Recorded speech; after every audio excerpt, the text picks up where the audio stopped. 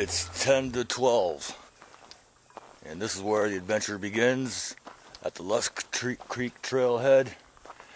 And I'm going to try to stay out here for a couple of days, maybe emerge on Monday and move on to another area. I'm going to find a wild camping spot somewhere and make a go of this thing. Good start, almost went the wrong way. Jeez. So I did find a trail. I was at the Circle B Ranch. Somebody showed me a map that looked like the trail picked up to the north. Actually, it's part of the river to river trail, and not the Lusk Creek trail, which is a loop, which I considered taking for a minute. But this promises to be a few different things down here, so I'm trying this out. Lots of horse riders. The trail looks good. It's dry. There's no mud. It's always good. So coming up to my first creek crossing. It is dry as a bone. So not too encouraging. Hopefully I won't run out of water. I'll find something.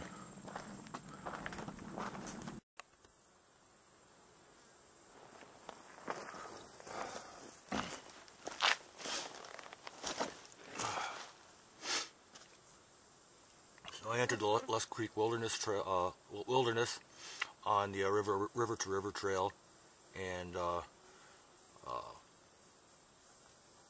so now I'm in it. I came to a fork in the trail, so I had to check the maps to see where I was going. I decided to take I think it's 187 off of the river to river trail, and I sat there and looked at my maps and stuff like that. Took off my pack and gave it a rest for a minute,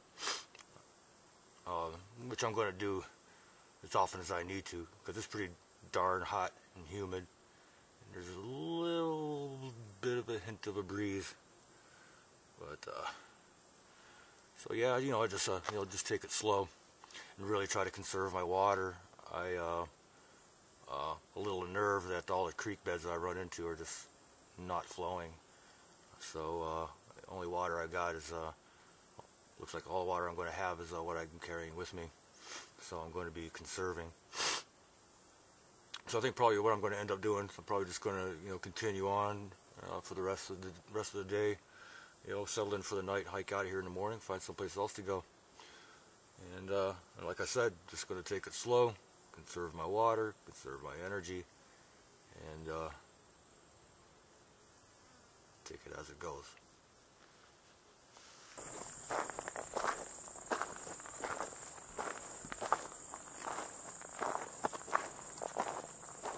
Wow. Wow. How old that is. I'm trying to keep an open mind about how I'm approaching this trip. Last year I went like, full bore on a trail. Then again, I'd stop and rest for a couple of days and then continue or relocate. Probably going to be something like that, but the way the terrain is here, and certainly with the lack of water, it's not like I had huge sources of water last year or anything, but with the lack of water that I have, it's really not likely that I'm going to be doing much bush camping, which is too bad. Okay, well, I'm going to shut this camera off and really enjoy this area. Kind of came up out of nowhere.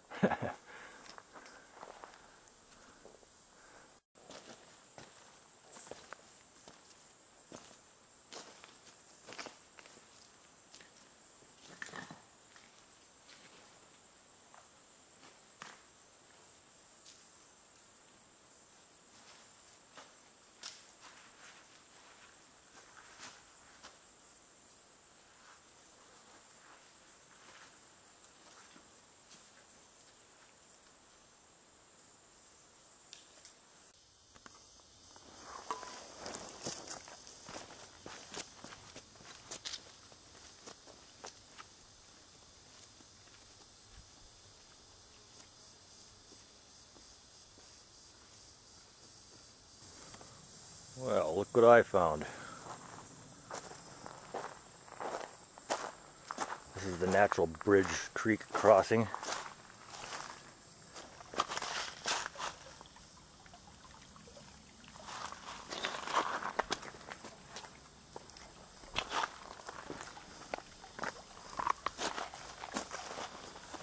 Big pool here.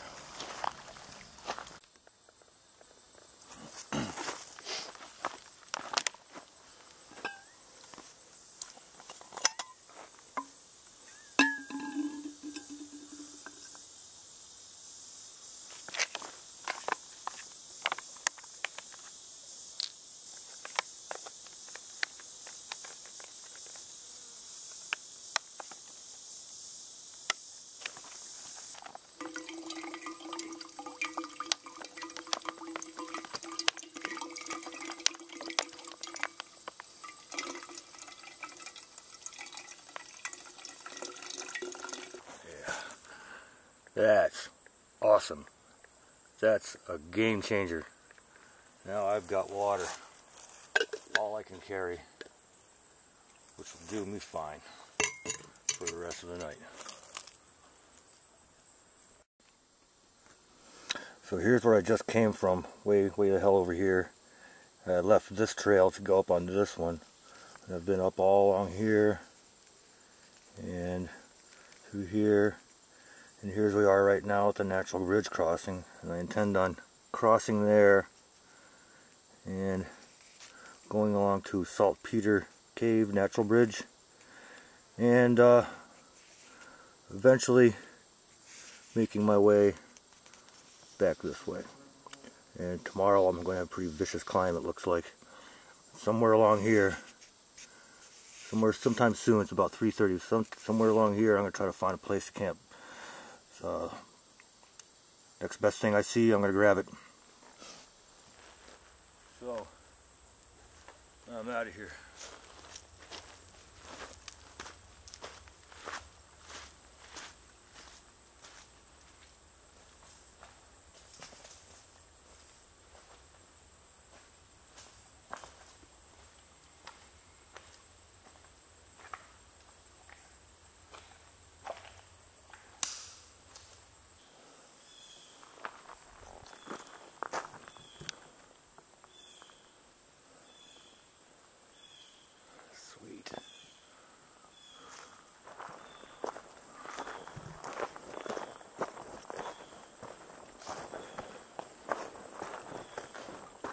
Ooh.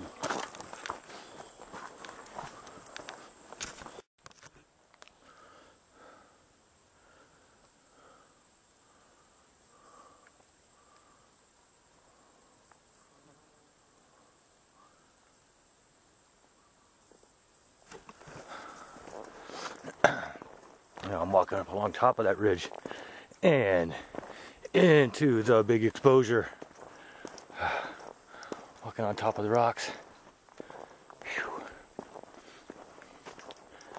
Yeah. Wow. Okay, so here's home for night 2. Oh geez, I must have hiked for about 5 hours or so. You know, taking a lot of rests and things like that, like I need to. And boy, I was exhausted though, and looking for a place to camp. So I found this, and it's not perfect. It's the story's kind of funny how I found it though. It's like I was after a break. I was out. I started marching off again, and then there was a big tree, huge tree, down across the trail, and you know it was too big to get over. So basically, I had to climb this big hill to get around the stump, to get around the tree. And of course, all this time I'm looking for the right spacing of trees, the right kind of ground, no poison ivy, all this other stuff, to set it up. And then I found it, and okay, so here it is. The ground isn't level; it slants down that way, and but my shelter is. And what's silly though is that that trail. See where that log is laying down right there? Yeah, the trail's right there. Yeah, I'm only about 20 feet away from the trail. But that's okay, dude. I am freaking exhausted. And I am hungry. So that's why I made the fire this early, because I want to eat. Okay, today's camp cooking is a variant on a camp classic featuring the venerable ramen noodles. First, bring the desired amount of water to boil.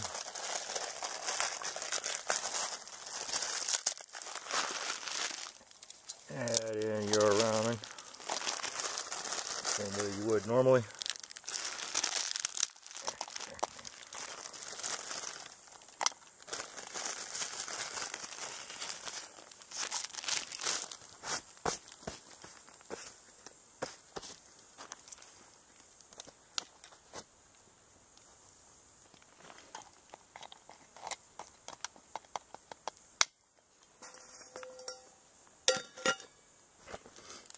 And let it cook for the usual amount of time.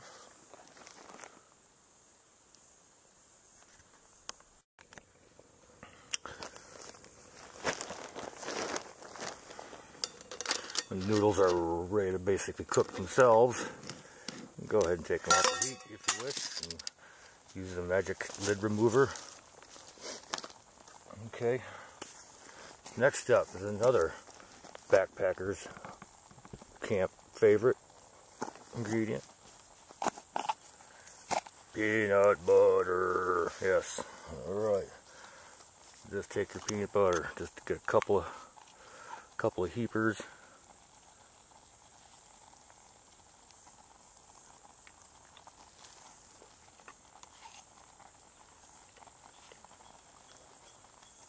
Okay.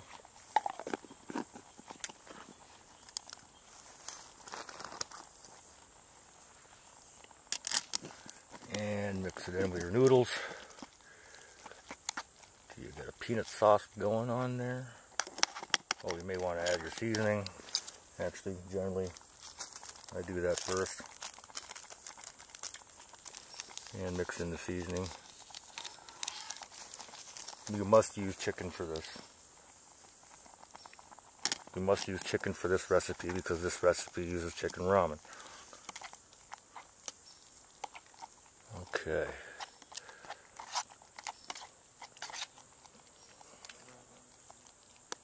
So that's going to get real thick on you.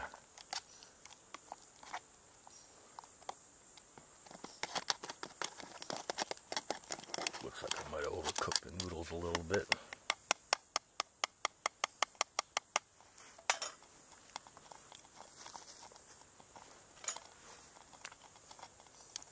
Still wants to boil it, so those colors. Okay.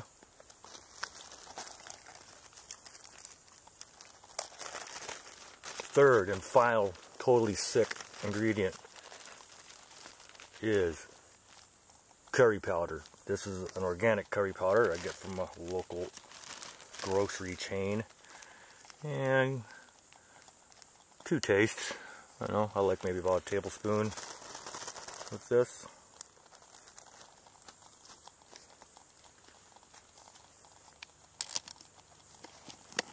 Mix it up.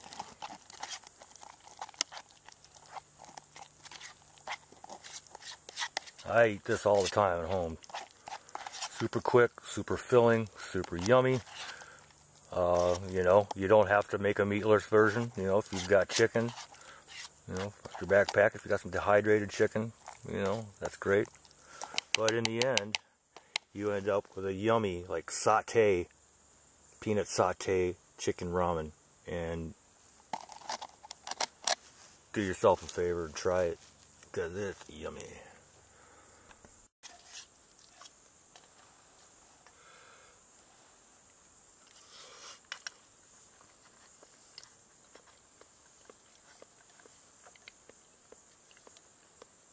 Yeah, a minute ago I heard this stomping. I thought it was like a horse coming from over here. This is where I came up the hill. Stomp, stomp, stomp, stomp, stomp. So I stood up. I did see some movement. It started slowly moving this way. There's some movement, and then I saw a deer take off, and it was barking. the whole way as it fled. But now I'm hearing lots of deer move through here. But nothing can move in here quietly. Lots of broken stuff on the ground. Signing off. See you tomorrow. Morning, day 2. Beautiful night last night. Slept real good. Seemed like it was raining or something like that. Little stuff falling everywhere, you know, all night. I don't know if it was dew or what it was. Yeah, of course everything's a little damp in the morning, but you know, it's just you know, par for the course here. Very little water left, so I've got a lot of climbing to do today, and so I figured I know I needed something to eat, but I need to have my water too. I want to leave early too. It's still nice and cool. So I was going to make some oatmeal, and then I spilt all that water in the fire. So now I need the rest of my water. I'm just going to have to do without the food. Pretty sure that there's some water down here at a river crossing coming up. So I broke camp for the most part. All my crap's still laying around, but when I'm done, you won't even be able to tell I was here unless you're a tracker. Anyway, day 2 on the trail.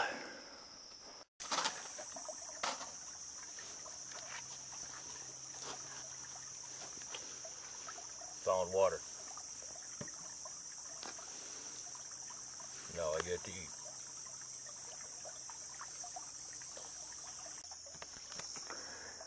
Yeah, I woke up hungry, and fortunately my creek crossing wasn't too far away. Now there's where I came from. I crossed over here to take the water. If you look at the water, you might be able to see why. Let's leave through in my focus.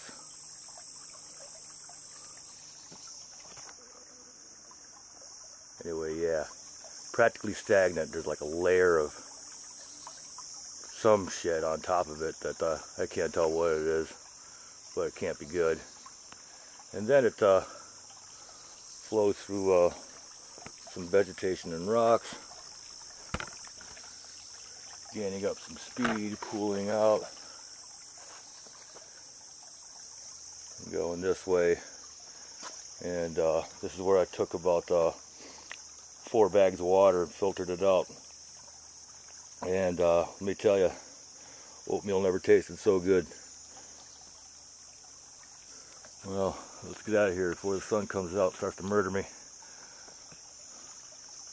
I'm back on the river-to-river trail, heading back up to these all this cool rock and stuff. But I thought I'd show you the trail. How the trail looks like this. Real rocky, real uneven, real rough. The sport of choice around here seems to be horse riding, and I can see why there's a lack of information on YouTube about backpacking the area, because it's freaking rough. And why is that light on? And so up where I just showed you, I got a hella climb to go, and I took the hat off in the net. I'm not too concerned. I don't think the bees are on this trail, but I'll have that. I'll have the gear in my pocket in case I run into it. Probably don't get a lot of trail footage, you know, because I really do have to concentrate on the hike, which is too bad. Anyway, so that was 24 hours in the Lusk Creek Wilderness. So I'm back up here now at the trailhead. You know, lots of people going out on horseback and stuff. One guy with the trailer stayed behind for a minute and started to ride off alone. I had an interesting conversation with him. He said, "What, you backpacking?" And I go, "Yeah, just spent 24 hours back there." He says, "You spent 24 hours in there and you came out alive?" I don't know if he's pulling my leg or what, but asked me if I saw snakes. No, not there. Anyway, we had a good conversation. Something interesting came up. He says that they'd never had rattlesnakes here. He said they never had rattlesnakes here, never had white-tailed deer, never had otter, never had eagle. A whole bunch of stuff like that. Said that the U.S. Forest Service, or the government, U.S. Forest Service, had dropped these animals in here for whatever reason. I guess in an attempt to restore the area to, you know, the state it was 100 years ago. This may or may not be true. I don't know. But anyway, that was the Lusk Creek Wilderness, and boy, way to get started. Think I'm going to lay low for a couple days, go back to the pay site, and chill out, do some truck exploration. See what I think about going next. Man, it's 100 degrees today, so I'm heading off to Pounds Hollow, and I'm gonna go swimming there.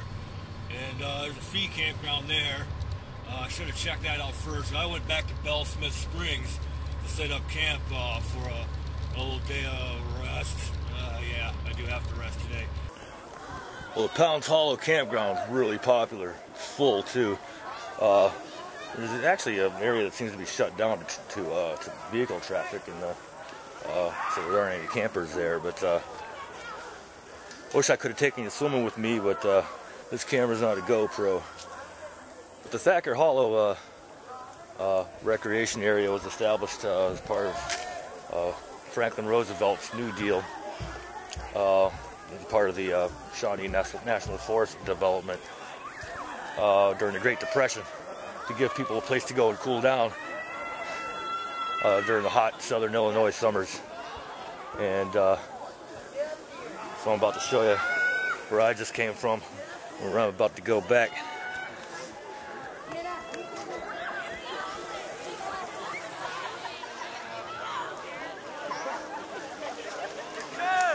Tell you, like a breath of fresh air.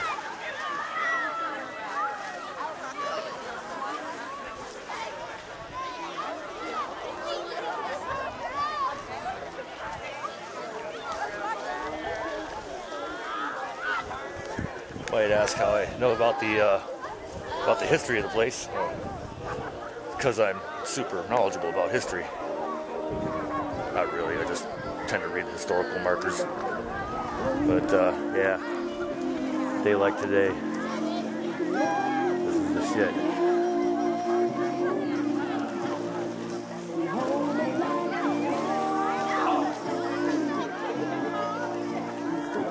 Okay, camera's going back in the truck, and I'm going swimming again.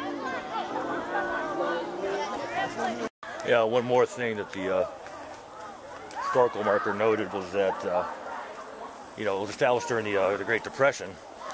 Back when the Shawnee Hills area was basically over-farmed, and it was basically eroding away, and so that socialist, you know, at FDR, you know, he, you know, took over all this land, and you know, they dropped rattlesnake in here and blah blah blah. I'm kidding. Anyway, I'll cut that out if I need to.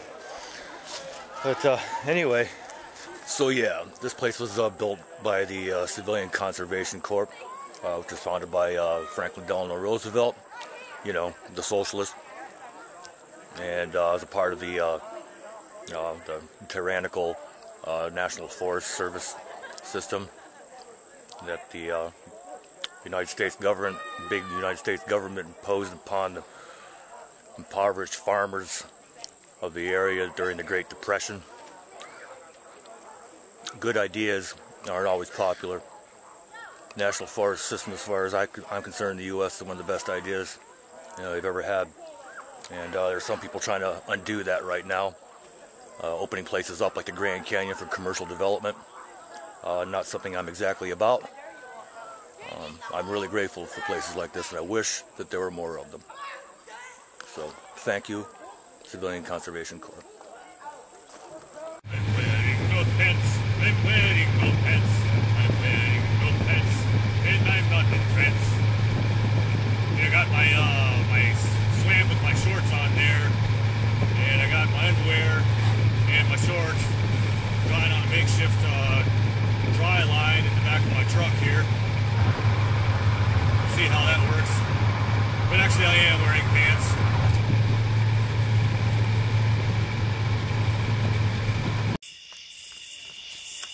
Well, here we are back at Redbud Campground, night 3. I have to say today was an eventful one. Yeah, the